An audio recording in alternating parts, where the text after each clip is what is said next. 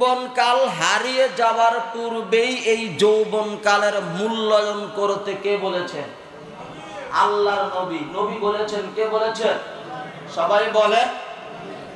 এই যে যারা যৌবনকালটাকে হারিয়ে ফেলছে, এখানে 70-80 বছরেরও এরকম মুরব্বী আছে, তারা যদি চেষ্টা করে 18 বছরের যৌবনকাল ফিরে পাবে কে? সবাই বলেন। 22 বছরের যৌবনকাল বাংলাদেশের সমস্ত হারবাল আর যত যৌন ডাক্তার আছে সবাইকে যদি বাইটেও খাওয়ানো হয়, 18 বছরের যৌবনকাল ফিরে পাবে? কথা বলেন না কেন? কি পাবে?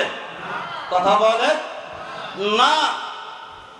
সেই জন্য নবী বলতেছেন, যৌবনকাল ফুরিয়ে যাওয়ার পূর্বেই যৌবনকালের মূল্যায়ন করো। যুবক, তোমরা যারা আমার আলোচনা শোনো, শুনতেছ, তুমি তো এখন এরকম যুবক, তোমার বয়স 15, 18, 22, 25, 28, 30। এই যৌবনকাল তুমি পেয়ে কতই না তুমি গুনার কাজের মধ্যে লিপ্ত রয়েছ। স্মরণ রাখবা, তোমার দাদাও তোমার মতো যুবক ছিল, তোমার চেয়ে আরো বেশি যুবক ছিল। এখনকার যুবক যারা আছে শতকরা 80 জন বিয়ার পূর্বেই হারবাল খেতে হয়, না হলে আর ওই বিবিকে রাখার ক্ষমতা নাই। কথা বলেন না কেন? খবর নিয়ে দেখো, তোমার চেয়েও তোমার দাদা ওই সময় আরো তোমার চেয়ে আরো অনেক শক্তিশালী ছিল। কথা বলেন না কেন? কিন্তু আজ তুমি তোমার যৌবন পেয়ে, মা বোন যারা আমার আলোচনা শুনতেছে, শোনো, তোমার চেয়েও তোমার দাদি তোমার বয়সে তার যৌবনের চাহিদা অনেক ছিল, যুবতী ছিল অনেক। তোমরাও তোমাদের হাতে ধরে পায়ে ধরে বলে যাচ্ছি, নবীর হাদিস, নবী বলতেছেন যৌবনকাল ফুরিয়ে যাওয়ার পূর্বেই যৌবনকালের কি করতে হবে? সবাই বলে, কদর করতে হবে, মূল্যায়ন করতে হবে। বৃদ্ধ বয়সে ইবাদত আর যৌবনকালের ইবাদতের মধ্যে সওয়াবকুল এক না, অনেক ব্যবধান। অনেক মুরব্বী এখানে আছে, রুকুতে গেলেও পিছন দিয়ে গ্যাস বের হয়ে যায়। কথা বলেন না কেন? আছে না নাই? যৌবনকালের ইবাদত আর বৃদ্ধকালের ইবাদত কখনো এক নয়। হাদিসের মধ্যে আসছে, যুবক যখন আল্লাহর কুদরতি পায়ে সেজদা দেয়, তখন আমার আল্লাহ ওই যুবকের সেজদার ব্যাপারে এতটাই খুশি হন যে স্বয়ং আমার আল্লাহ ওই যুবকদের সেজদা স্বয়ং আমার আল্লাহ নিজে গ্রহণ করেন। জোরে বলেন না সুবহানাল্লাহ। সেই জন্য আসুন, এই যৌবনকালের ইবাদতের অনেক মূল্য, অনেক মূল্যায়ন রয়েছে। যুবকেরা যা পারবে, 60-70 বছরের এরকম মুরব্বীরা তা পারবে না। যুবকেরা যা পারবে, মুরব্বীরা তারা সেই কাজ পারবে না। সেই জন্য যুবক, তোমাদের হাতে ধরে পায়ে ধরে বলে যাচ্ছি, এই যৌবনকাল ফুরিয়ে যাওয়ার পূর্বেই যৌবনকালের কি করতে হবে? মূল্যায়ন করতে হবে। তুমি যেই রাস্তা দিয়ে চলতেছো, ওই রাস্তা দিয়ে শত শত যুবক তারা যৌবনকাল অতিক্রম করে তারা আজকে বৃদ্ধ হয়ে গিয়েছে। তুমিও বৃদ্ধ হয়ে যাবে। ওই মুরব্বীরা যেইভাবে যৌবনকাল এই রাস্তা দিয়ে হারিয়েছে চলতে ফিরতে, তোমারও হারিয়ে যাবে। সেই জন্য যুবক, এই যৌবনকালের মূল্যায়ন করতে হবে। কি করতে হবে? মূল্যায়ন করতে হবে। নাম্বার 2, ওয়াসিহাতাকা ক্বাবলা সুকুমিক। নবী বলেন, নাম্বার 2, অসুস্থ হওয়ার পূর্বেই সুস্থতার নিয়ামতের কদর দানি করো। কিসের? সবাই বলেন না কেন? অসুস্থ হওয়ার পূর্বেই সুস্থতার নিয়ামতের কি করতে হবে? মূল্যায়ন করতে হবে। অসুস্থ হয়ে গেলে তোমার মতো কত যুবক হসপিটালের বেডের মধ্যে শুয়ে কাতরাইতেছে, আছে না নাই? কথা বলে। অসুস্থ ব্যক্তি, তাকে যদি কোটি টাকাও দেন, 1000 কোটি টাকাও দেন, তাকে যদি গিয়ে বলেন তোমার জন্য আমি 10,000 কোটি টাকা আনছি, কই টাকা দিয়ে কি করব, আমার দরকার সুস্থতা। কথা বলেন না কেন? আমার দরকার কি? কথা বলেন। আপনি অসুস্থ, হাজার রকমের আইটেমের খাবার সামনে দিলেও কথা বলেন না কেন? লাভ আছে? কথা বলেন না কেন? লাভ আছে? লাভ আছে না? লাভ নেই, লাভ নেই। হাজার রকমের আইটেমের খাবার যদি আপনার সামনে দেয়, পোলাও বিরিয়ানি খাচ্ছি, তোর খাচ্ছি, আমার দরকার সুস্থতার। কথা বলেন ঠিক? হাজার কোটি টাকা দিলেও সে খুশি হবে না, সেই কথাটাই বলবে, দোস্ত একটু দোয়া কর আমি যেন সুস্থ হয়ে যাই, আমি যেন সুস্থ হয়ে যাই। সেই জন্য আমি আমার মুসল্লি ভাই, বাবা, মা, বোনদের সবার দৃষ্টি আকর্ষণ করে বলছি, অসুস্থ এটা হওয়ার আগেই, অসুস্থতা আসার আগেই সুস্থ যে আপনি আছেন, আমি আছি, এই সুস্থতার নিয়ামতের কদরদানি করতে, মূল্যায়ন করতে নবী বলেছেন। কারণ সুস্থ অনেক বড় নিয়ামত। অসুস্থ হয়ে গেলে হাজার কোটি বাড়ি গাড়ি সবকিছু দিলেও কোনো লাভ নাই, লাভ নাই। কারণ প্রতিটি অসুস্থ ব্যক্তি সে হতে চাই হলো সুস্থ হতে চায়। কি হতে চায়? কথা বলে। কি হতে চায়? সুস্থ হতে চায়।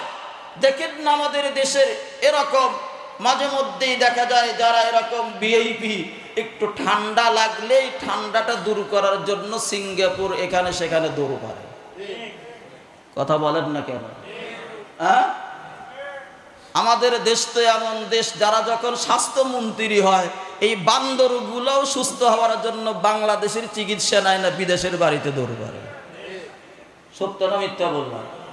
বলে আমাদের দেশের যারা ভিআইপি বলেন এরা আসলে আরো আনভিআইপি। কথা সত্য না মিথ্যা বলছি? যত মন্ত্রী বলেন, এমপি বলেন, এরকম টাকা পয়সাওয়ালা অধিকাংশ শতকরা 99% সুস্থ হওয়ার জন্য এদের কাছে বাংলাদেশের চিকিৎসা ভালো লাগে না। সত্য না মিথ্যা বলছি? সেই জন্য আসুন সুস্থতার কদরদানি করতে হবে অসুস্থ হওয়ার পূর্বেই। কথা বলেন ঠিক কিনা? নাম্বার 3, নবী বলতেছেন ওয়াগিনাকা ক্বাবলা ফাকরিক, যে তোমার দারিদ্রতা আসার পূর্বেই তোমার সচ্ছলতার এই মূল্যায়ন করতে হবে। কি আসার পূর্বে? দারিদ্রতা আসার পূর্বেই যে তুমি যে সচ্ছলতা আছো, সচ্ছল আছো, ভালো আছো, অর্থ সম্পদ ভালো আছে, এটার মূল্যায়ন করতে বলেছেন। কে বলেছেন? নবী। কে বলেছেন? দারিদ্রতা আসতে পারে কি পারে না? কথা বলেন। নদীর এপার ভাঙ্গে ওপার ঘরে, এই তো নদীর খেলা। সকাল বেলার ধনী রে তুই ফকির সন্ধ্যা। সবাই বলেন না কেন? সকাল বেলার ধনী রে তুই ফকির সন্ধ্যা বেলা। আমাদের দেশে এরকম হাজার লোক পাওয়া যাবে, সকালে সম্পদশালী, বাড়ি গাড়ির অভাব নাই, বিকেলে ফকির। সত্য না মিথ্যা বললাম? আমাদের দেশে খুঁজলে দেখবেন যত বড় বড় লোক, টাকা পয়সা হলো, সে তত বেশি ঋণ। মনে হয় বুঝাইতে পারতেছি না। দেখবেন বাড়ি গাড়ির অভাব নাই, আবার ওই দিক দিয়ে একটু খবর নেই, দেখবেন ব্যাংক ব্যালেন্স আলহামদুলিল্লাহ 8টা 10টা। কথা বলেন ঠিক কিনা? আছে না নাই? কথা বলেন। অধিকাংশ। সেই জন্য দারিদ্রতা আসার পূর্বেই সচ্ছলতার কি করতে হবে? মূল্যায়ন করতে হবে। 4 নাম্বার অফারাগাকা ক্বাবলা শুগলিক, ব্যস্ততা আসার পূর্বেই অবসর, এই সময়ের মূল্যায়ন করতে হবে। কি আসার পূর্বে? সবাই বলেন। ব্যস্ততা। ব্যস্ত সময় আমাদের সামনে আছে না নাই? কথা বলেন। ব্যস্ততা আমাদের সামনে আছে, আসবেই। সেই ব্যস্ততা আসার পূর্বেই আমি যে অবসরে আছি, এই অবসর সময়ের মূল্যায়ন করে আল্লাহর গোলামি করতে হবে। একটু পরে যে আপনি এমন ব্যস্ত হবেন, যে খাবারও সময় পাইতেন না, এমনকি প্রস্তাব পায়খানারও সময় পাওয়া যাবে না, এমন সময় আমাদের সামনে অপেক্ষা করে কি করে না? কথা বলেন। এই যারা কৃষি কাজ করে, কৃষকেরা যখন খন্দ সিজন চলে আসে, ধান চলে আসে, যারা কৃষক তাদেরকে জিজ্ঞাসা করে, তখন আর গরম ভাত চোখে দেখে না, কয় সকালে রান্না করে, দুপুরে হলে পান্তা খাবো, এম বেশি করে রান্না করে, রাত্রে হলে রাত্রেও পান্তা খাবো। কথা বলেন না কেন? সত্য নাকি মিথ্যা বলছি? কারণ ওই যে সিজন, কারণ এখন তো গরম ভাত রান্না করতে গেলে একটা লোকের 2.5-3 ঘন্টা সময় দেওয়া লাগবে। এই 2.5-3 ঘন্টাতে আমি অনেকগুলো কাজ করতে পারবো। সেই জন্য নবী বলতেছেন ব্যস্ততা আসার পূর্বেই অবসর সময়ের কি করতে হবে? কথা বলেন, মূল্যায়ন করতে হবে। 5 নাম্বার কঠিন কথা বলেছেন, কঠিন। ও হায়াতাকা ক্বাবলা মাউতিক, নবী বলেন মৃত্যু আসার পূর্বেই তুমি তোমার হায়াতের জিন্দেগির মূল্যায়ন করো। কি আসার পূর্বে? সবাই বলে, পিছনের গুলো বলতেছে না। কি আসার পূর্বে? মৃত্যু মনে হয় আপনাদের সামনে নাই, হ্যাঁ?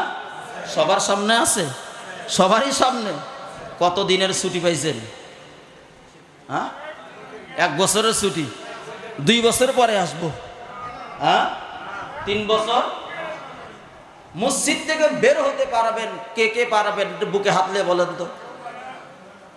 কারো ক্ষমতা আছে? কারো ক্ষমতা আছে? সেই জন্য নবী বলতেছেন 5 নাম্বার, ও হায়াতাকা ক্বাবলা মাউতিক, মৃত্যু আসার পূর্বেই তুমি তোমার হায়াতের জিন্দেগির মূল্যায়ন করো। এবার আপনাদের কাছে আমার প্রশ্ন, হাতে ধরে পায়ে ধরে প্রশ্নটা করে যাচ্ছি।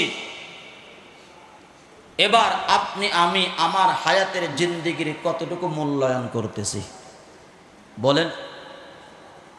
যদি এখানে যদি প্রশ্ন করা হয়, আপনারা স্কুল কলেজ ইউনিভার্সিটিতে পড়ালেখা করেন, 100-এর মধ্যে 33-এ পাস নাকি? কথা বলেন না কেন? কততে পাস? সবাই বলেন, এই ছাত্ররা বলো তোমরা কততে পাস? এখন 33-এ যদি পাস হয়, আপনাদের কাছে প্রশ্ন, 100-এর মধ্যে 33 যে আপনি আপনার হায়াতের জিন্দেগির কতটুকু মূল্যায়ন করতেছেন, আপনি আপনার বিবেকের কাছে প্রশ্ন রাখেন যে আপনি পাস না ফেল? বলেন, পাস না ফেল করলেন আপনি? আপনার কাছে আমার প্রশ্ন, আমার বিবেকের কাছে আমার প্রশ্ন, আপনাদের বিবেকের কাছে আমার প্রশ্ন, আপনাদের আকলের কাছে আমার প্রশ্ন।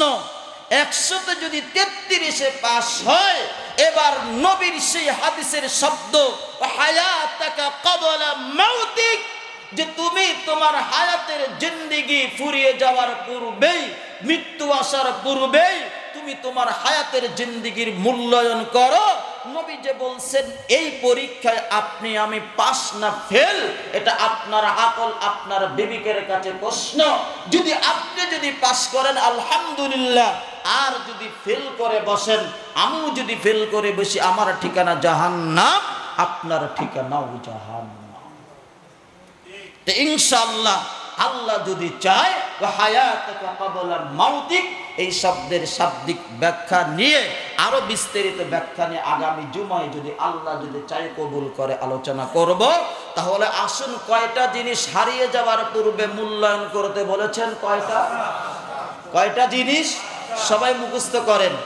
কয়টা জিনিস হারিয়ে যাওয়ার পূর্বে নবী 5টা জিনিসের মূল্যায়ন করতে বলেছে? নাম্বার 1, সবাই মুখস্থ করেন। নাম্বার 1, যৌবনকাল ফুরিয়ে যাওয়ার পূর্বেই যৌবনকালের কি করতে বলেছে? মূল্যায়ন। নাম্বার 2, অসুস্থ হওয়ার পূর্বেই সুস্থতার মূল্যায়ন করতে বলেছেন, সুস্থ সময়ের মূল্যায়ন করতে বলেছেন। নাম্বার 3, দারিদ্রতা আসার পূর্বেই সচ্ছলতা, যে আপনি আমি যে সচ্ছল অবস্থার মধ্যে আছি, এটার মূল্যায়ন করতে বলেছেন। নাম্বার 4, ব্যস্ততা আসার পূর্বেই অবসর সময়ের মূল্যায়ন করতে হবে। নাম্বার